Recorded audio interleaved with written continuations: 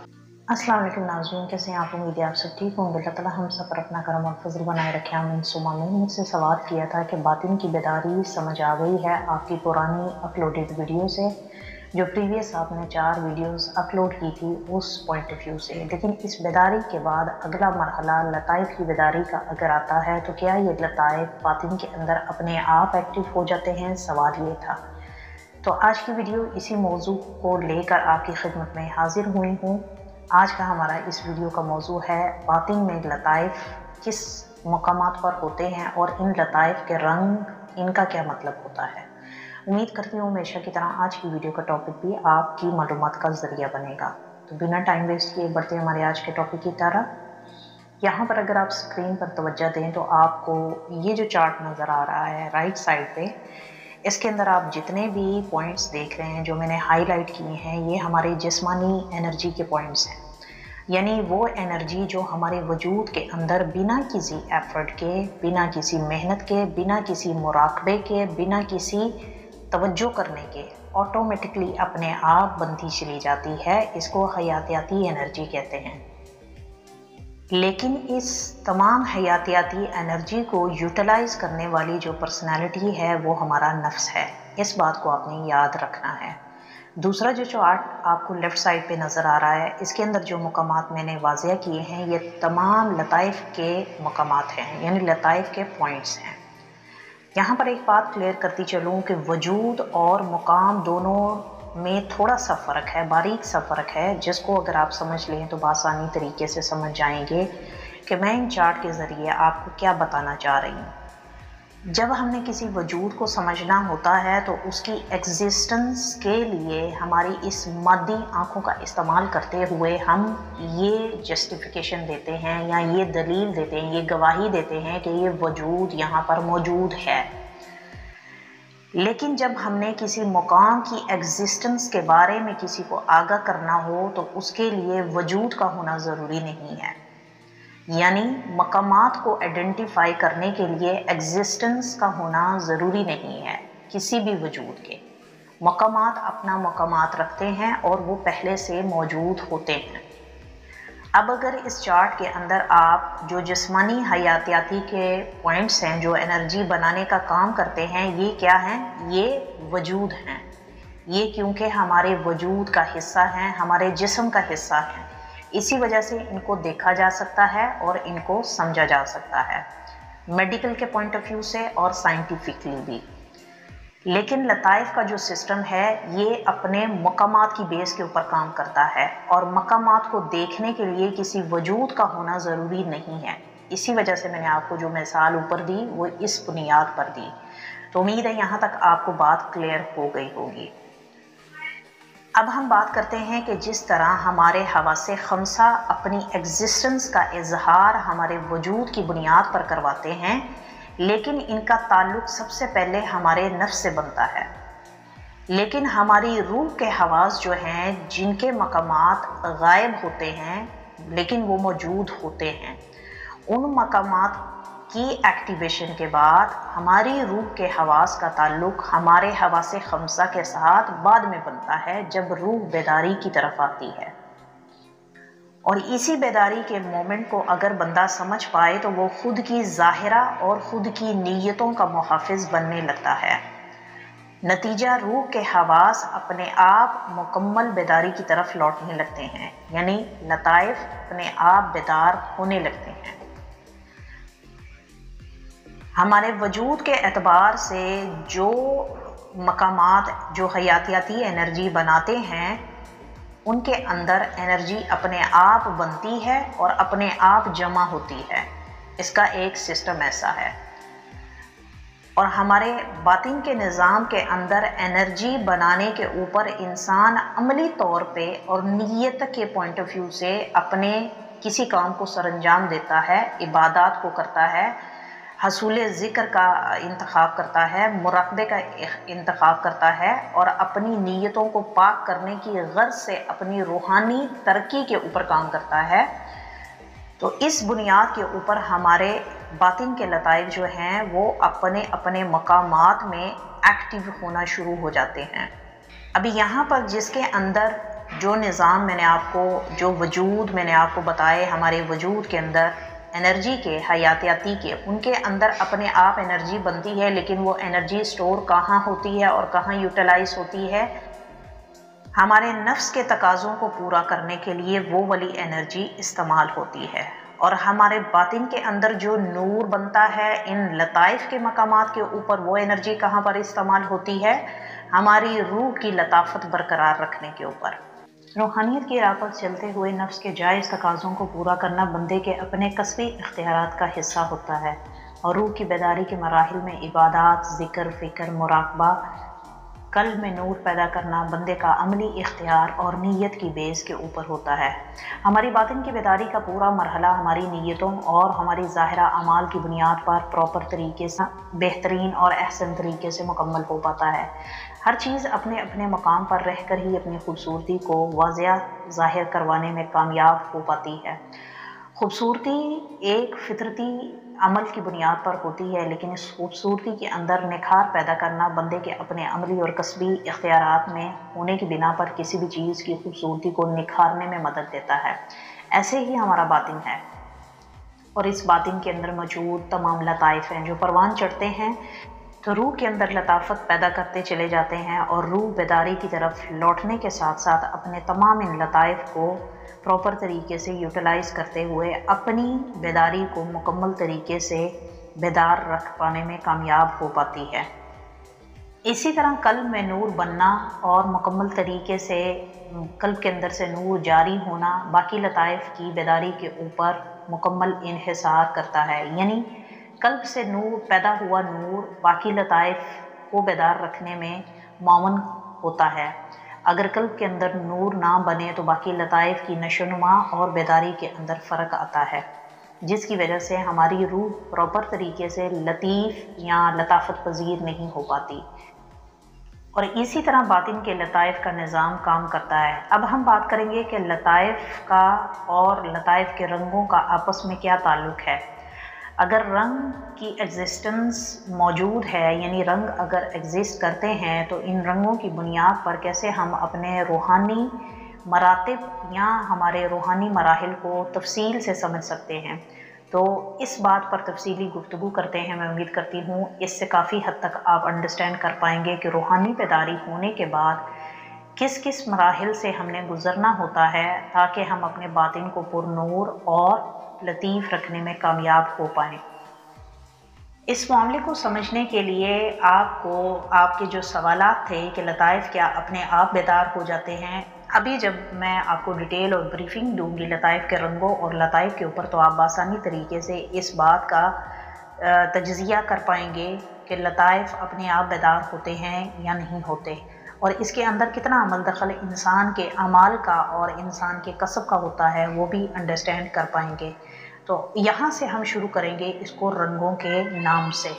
تو آپ نے اس بات کو ذہن نشین کرنا ہے کہ ابھی میں جتنی بھی بات کروں گی تمام رنگوں کے الفاظ کی صورت میں رنگوں کو بیان کرنے کے اوپر کروں گی، اور بآسانی طریقے سے آپ اس کو سمجھ پائیں گے۔ اللہ قرآن پاک میں دو اہم رنگوں کو کئی جگہ وضاحت فرماتا ہے، مثلا نیکی اور بدی، دن اور رات، اندھیرا اور اجالا۔ جب اللہ نے اپنی روح آدم میں پھونکی تو ایک نور کی صورت میں ہم پر آشکار ہوئی، یعنی امر روح۔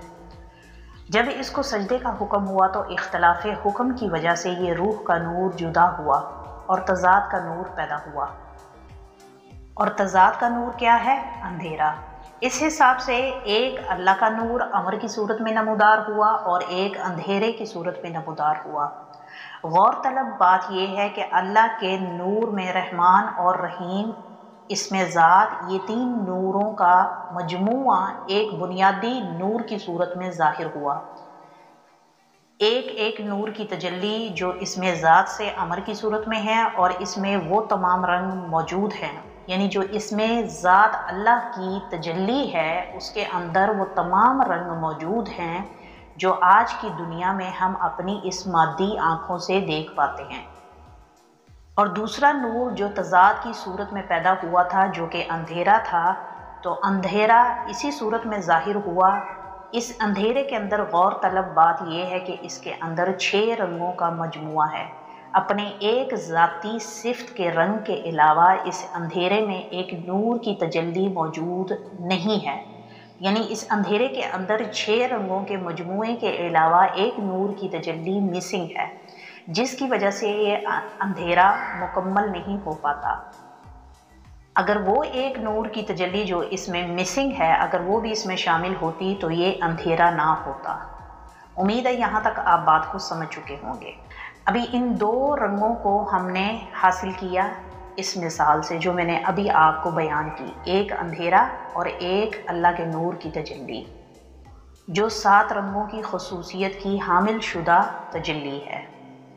ابھی ان دونوں رنگوں میں سے جو اللہ کے نور کی ایک تجلی ہے جس کے اندر 7 رنگ موجود ہیں، اور جو اندھیرے کے اندر 6 رنگ موجود ہیں، ان رنگوں کو آپ نے علیحدہ علیحدہ باطنی طور پر باطن کے مراحل میں بیداری کی طرف سفر کرتے ہوئے اپنے اپنے مقامات پر رکھنا ہوتا ہے۔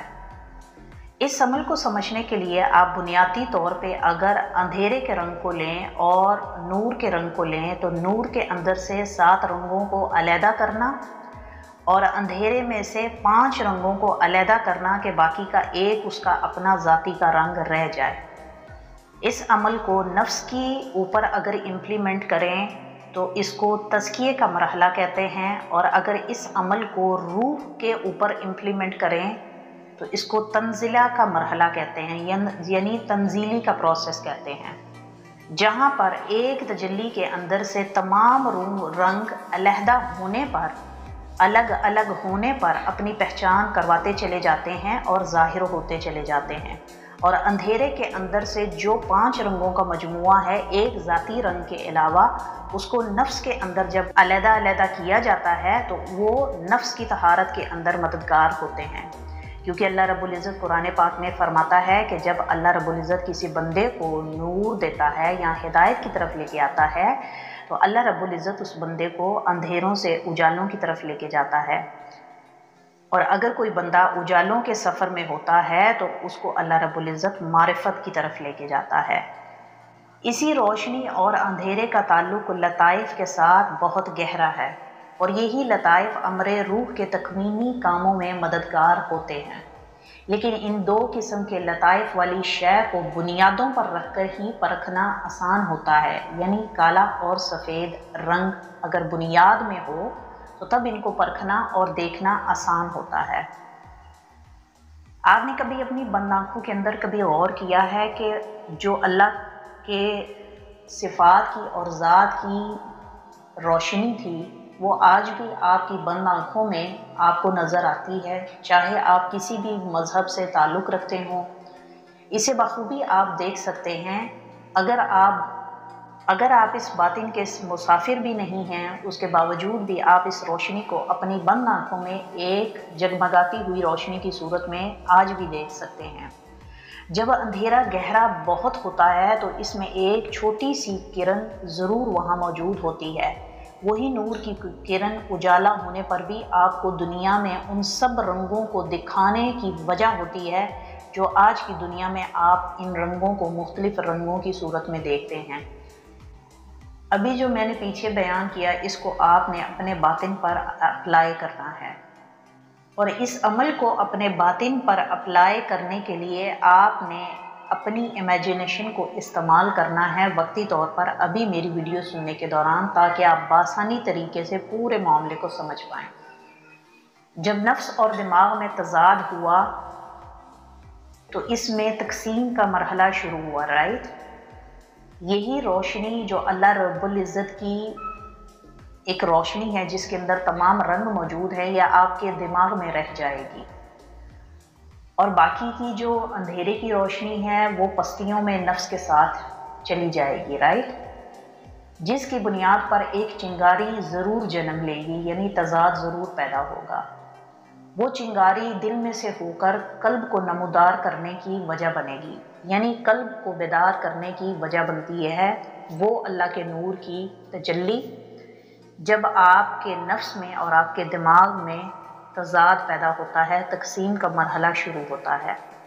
جب آپ کے ذہن کی رائے اور ہوتی ہے اور آپ کے نفس کی رائے اور ہوتی ہے، اس موقع پر اس تقسیم کے مرحلے کے اندر ایک چنگاری پیدا ہوتی ہے جو آپ کے دل کے اندر سے قلب کو بیدار کرنے کی اور تحریک دینے کی وجہ بنتی ہے، جس کی وجہ سے قلب بیدار ہو جاتا ہے۔ اگر انسان روحانیت کے سفر میں چل رہا ہے، راہ سلوک اور تصوف کا مسافر ہے، تو وہ اس کو بآسانی طریقے سے انڈرسٹینڈ کر پائے گا۔ دماغ میں جو نور جدا ہو کر رہ گیا تھا، اس کا رنگ کیا ہونا چاہیے آپ کے حساب سے، اور جو نفس دماغ سے الگ ہو کے پستیوں میں چلا گیا تھا، آپ کے حساب سے اس کا رنگ کیا ہونا چاہیے، اور جس چنگاری نے قلب کو تحریک دینے میں مدد دی، اس چنگاری کا رنگ کیا ہونا چاہیے۔ کیونکہ اس بات کو سمجھنا اس لیے ضروری ہے کہ قلب کے اندر سے ہی وہ تمام نور کی روشنیاں ہم نے علیحدہ علیحدہ کرنی ہیں تاکہ کسی چیز کو لطافت کی طرف لے جایا جائے۔ اگر 4-5 چیزوں کے مجموعہ سے حاصل شدہ کوئی چیز بنتی ہے، مثال کے طور پہ اگر پینے والا پانی لے لیں تو اس کے اندر اگر چینی ہے، نمک ہے یا کچھ اور 3-4 چیزیں ملا کے اگر اس کو بنایا جائے ایک ڈرنک کی صورت میں، تو یہ ہمارے پاس جو ڈرنک موجود ہے، یہ سمجھ لیں کہ یہ وہ چنگاری ہے، اور اس چنگاری کا رنگ جو ہے وہ زرد ہے۔ اب اسی چنگاری کے اندر سے آپ نے اس تمام ڈرنک کی انگریڈینٹ کو علیحدہ علیحدہ کرنا ہے، اور جب یہ چیزیں علیحدہ ہو جائیں گی تو یہ اپنی لطافت پر واپس آ جائیں گی۔ اسی لیے اللہ رب العزت فرماتا ہے کہ ہر روح اپنے امر کی طرف لوٹتی ہے۔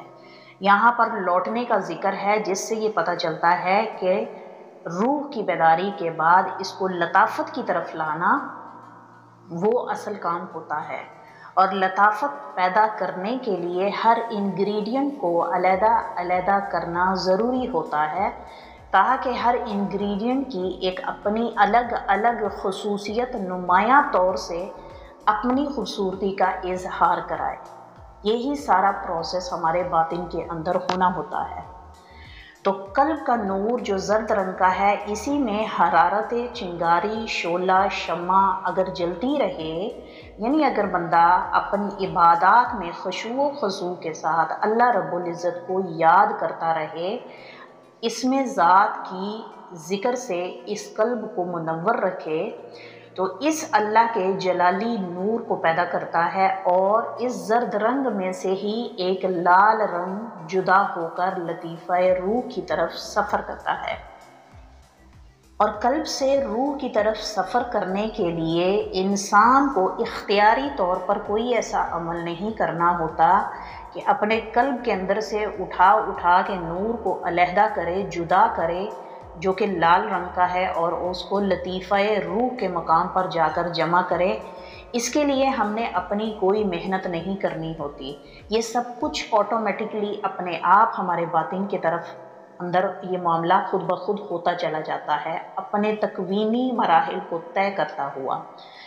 صرف بندے نے اس کے اندر اس بیداری کے وقت یہ کرنا ہوتا ہے کہ اپنی پنجگانہ عبادات نماز کو حضوری کے ساتھ، خشوع و خضوع کے ساتھ، اور اللہ سے محبت اور عبادات کی بنیاد کے اوپر اپنے تمام عبادات کو کرتا چلا جائے، اور اپنے حقوق العباد کو بھی کرتا چلا جائے۔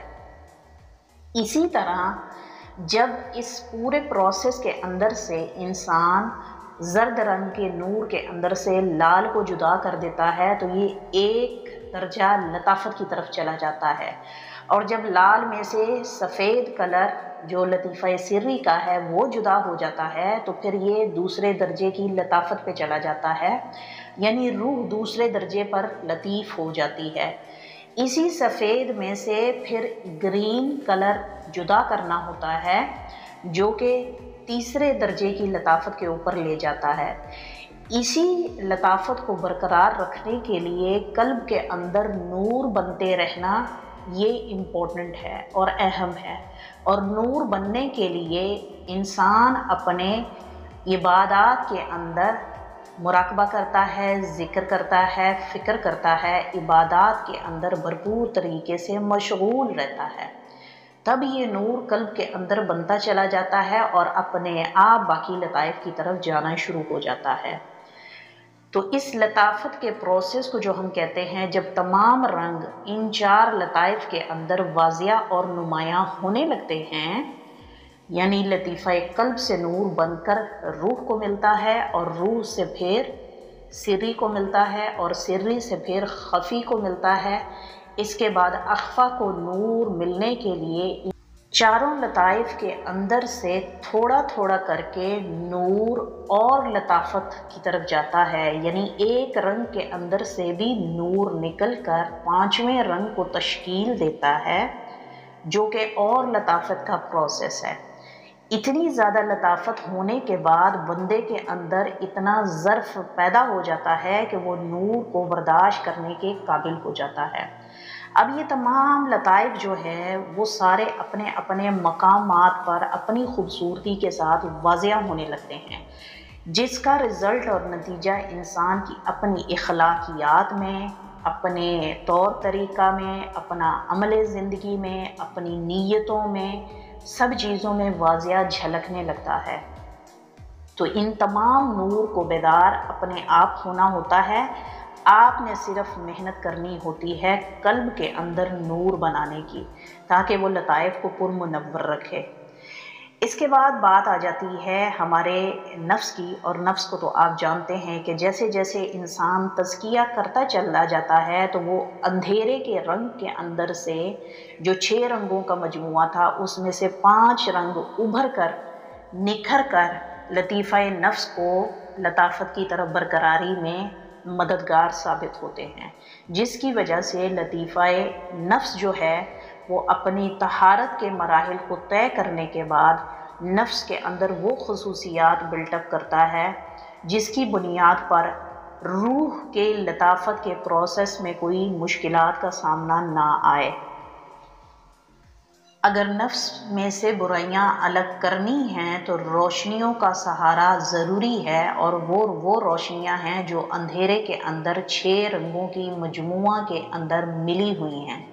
इसीलिए नफ्स की तज़किया करने के ऊपर इन तमाम बुराइयों को नफ्स के अंदर से निकालते जाना होता है, ताकि हर सिफ़त का इजहार उसकी असली और अज़ली पहचान के लिए होने लगे।